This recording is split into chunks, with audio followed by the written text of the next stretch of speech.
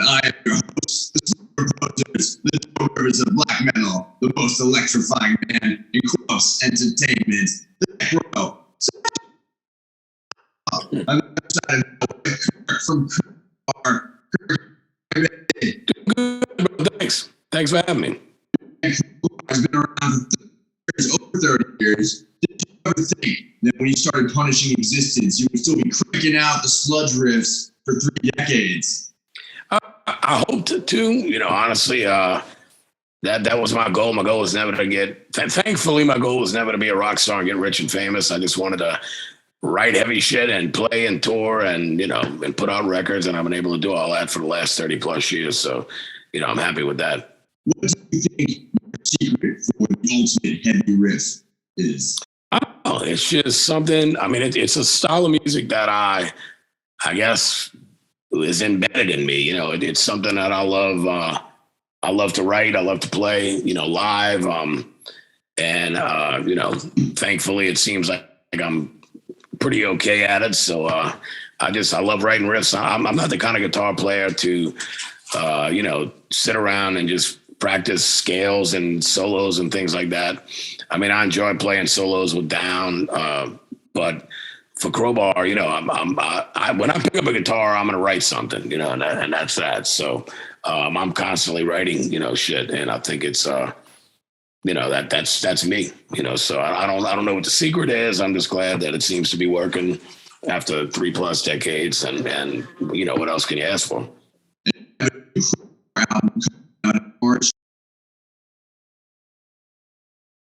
Zero and below. What can the heavy metal Hellraisers listening to expect to hear? A lot of heavy shit, of course, but it's a very diverse record. We brought in a lot of doom elements, which if you got a melodic doom riff, it kind of helps the vocals be a little more melodic. So, instead of just screaming angry shit all the time, there's a little bit more diversity from the vocal side of things. But musically, it's Crowbar. There's some slower, doomier things, even more doomy than usual.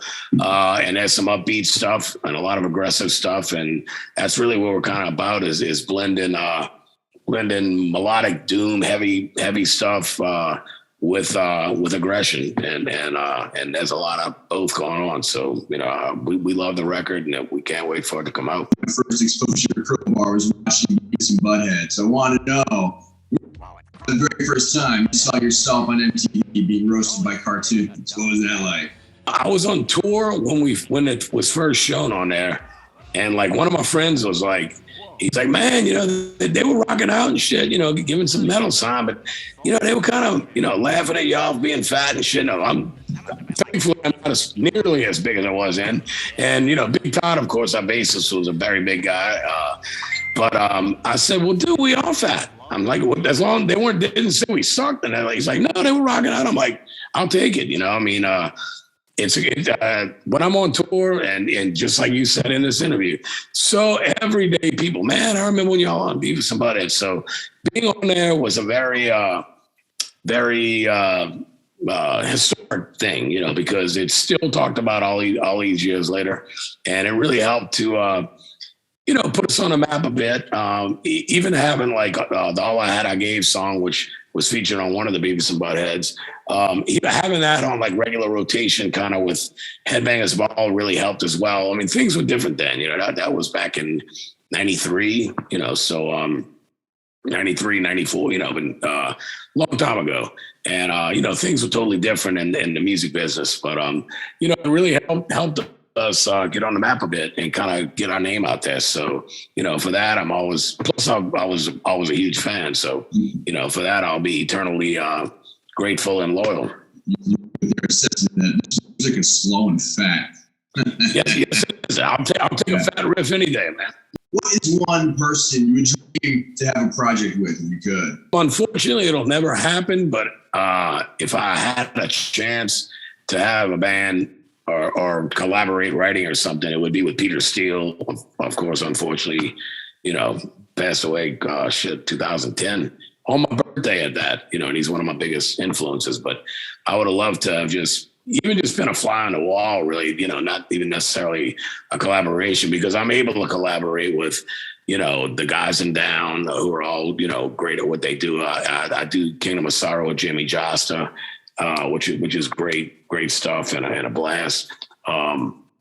You know, even just collaborating with the guys in my band. I mean, I'm a team player, and I like the idea of, I mean, I did my first solo record, which came out in January 2020, just to do, it's something that can't be Crowbar, can't be Down, it can't be Kingdom of Sorrow, but something I wanted to do. And, you know, I was really happy with it. And I'm actually working on a second one. But in general, I'd rather have a riff that somebody feeds off of, or vice versa. I'd rather somebody go, well, I got this idea, and I'm like, that's killer. What if you do that? Oh yeah, that's cool. You know, and then I'll be like, that kind of lights a fire under me to get me where if you have a great idea, I can kind of, if it's okay with you, I can take it and run with it. You know, we'll work together on something. But it puts a thought, you know, a riff idea in your head, and I start hearing and thinking things, and it just, you know, songs normally write themselves from there. You talk about the a lot, so I want to know, is it your personal Rushmore in terms of guitarists that have influenced you? For me, and this is just me, I gotta put Ace Frehley in there. Of course, he's the reason I picked up guitar, and I still listen to all the old Kiss stuff all the time. Ace Frehley, Michael Schenker. This is for me. I would put Gary Moore in there, and let's see, influence wise. This is influence stuff. I would say, a guy like Robin Trower has always been a huge influence on me. He was originally from Procol Harum, but electric blues guy, you know, from the early 70s. Well, really from the 60s, but he started putting out solo stuff in the early 70s and all throughout the 70s. And he's been a huge influence on me. It's really dark, heavy blues shit, not your typical stuff, but I could put him in there as well. Say your dad's blues. No, he digs it, but it wasn't, you know, the original stuff. You know, I think he kind of fed a lot off of Hendrix and a bit, and kind of put it into his own thing. But it's electric blues, but just really a lot of feel. And you know, I love this stuff, man. I still listen to it all the time. Right, you gotta have that feeling. And of course, this is one. So one question I always ask my guests, I want to know, what is one album that holds a special place in your heart?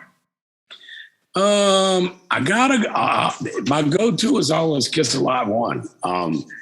You know, when I was younger, I was just into radio rock. I was a big Elton John fan. I loved BTO, and you know, I mean, I'm almost 57. I was born in 1965, so you know, just FM rock radio growing up was great.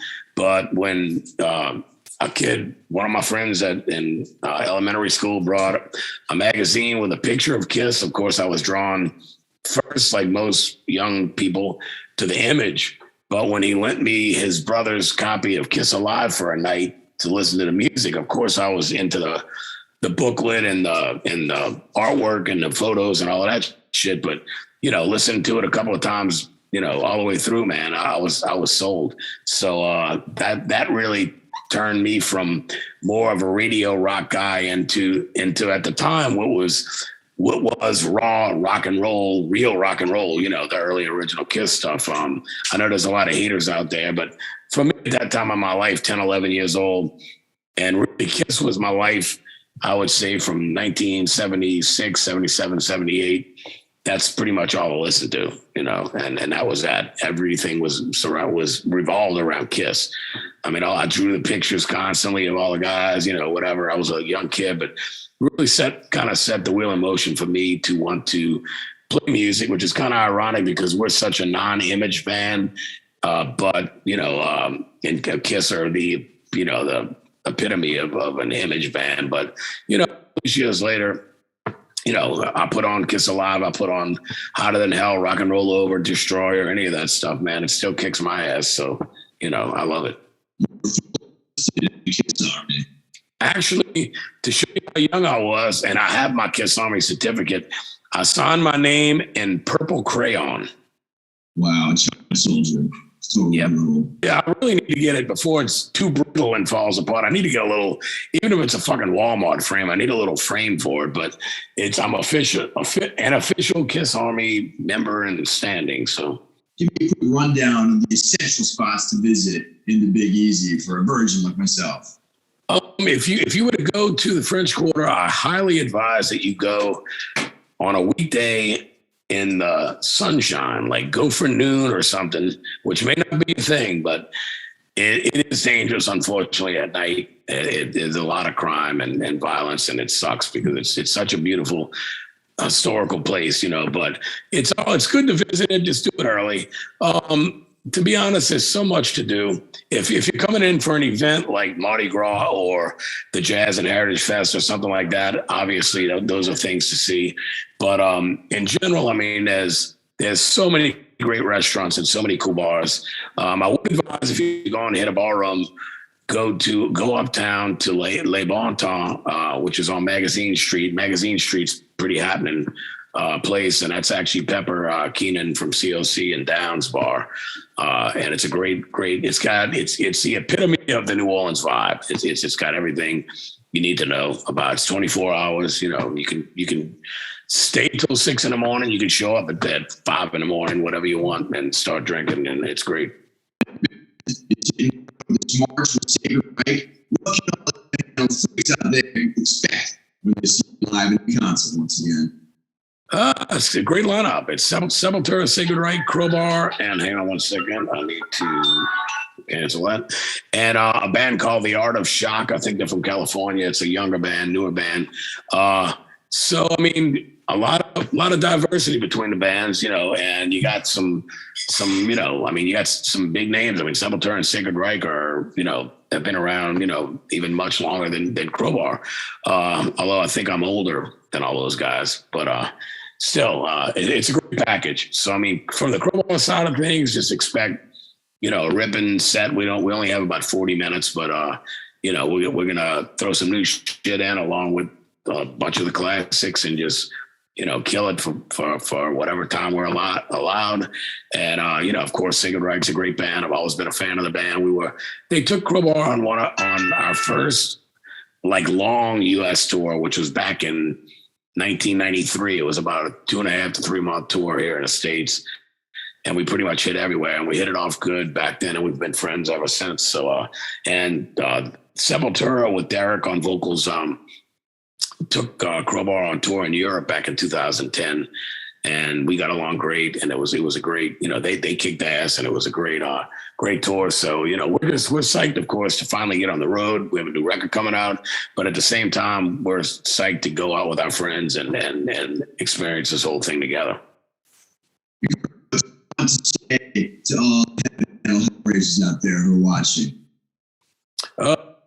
Keep it heavy, man. Keep it real.